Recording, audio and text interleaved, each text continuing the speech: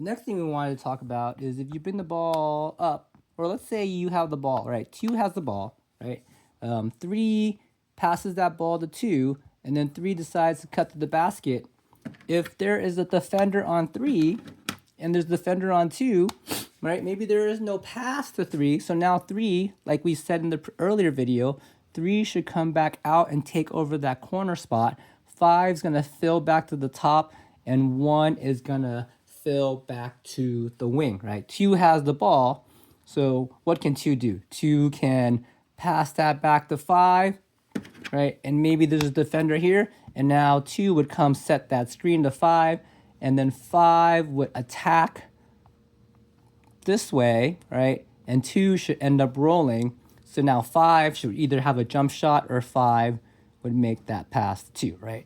So just like we were talking before, every time you make that pass, you should be moving somehow to another spot, right? Whether moving by doing a screen, moving by doing a cut to the basket, or moving by flashing, right?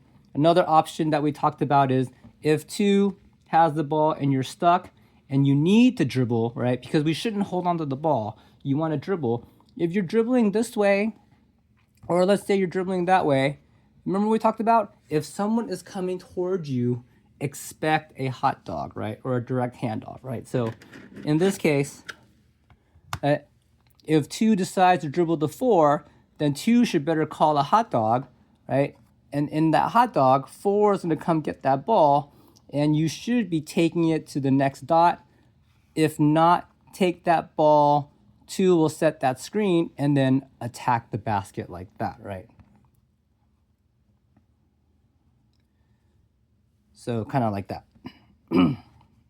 So always assume if a teammate is dribbling towards you, expect a handoff, right? If a teammate gets stuck, let's say if 2 gets stuck because she can't dribble anymore, right? Then 2 should turn around this way and she should call for a hot dog help, right? When she calls for a hot dog help, then 4 might come and take that ball and help her out, or even 5 will come and take that ball and help her out on the hot dog, right? And if that happens, then 2 should really move to another spot. And again, that puts us back into our 5-out offense. Now, let's say this is our 5-out offense now, and 5 got the ball from 2, 2 moves up to the top. What are we gonna do, right? I'm hoping 4, right? The corner should always think about cutting at all times, right? So in this case, 4 can call a backdoor cut, right?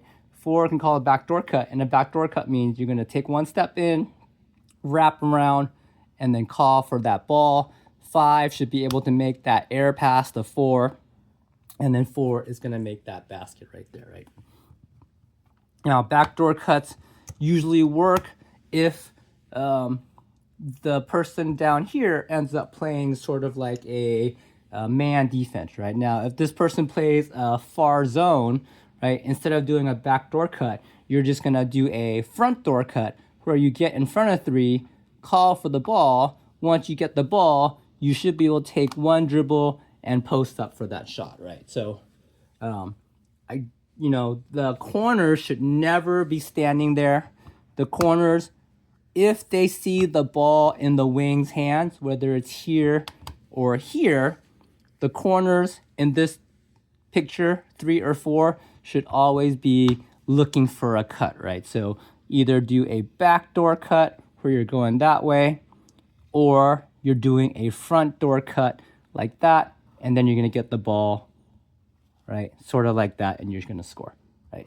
So remember, if 1 is dribbling towards 2 or 1 is dribbling towards 3, then expect it to be a hot dog. If 1 is stuck, then 3 should come and help with the hot dog, right? Or 2 should come and help for the hot dog, right? Don't ever stand there, 3. Don't ever stand there, 2, if 1 is stuck, right? They're always going to need your help.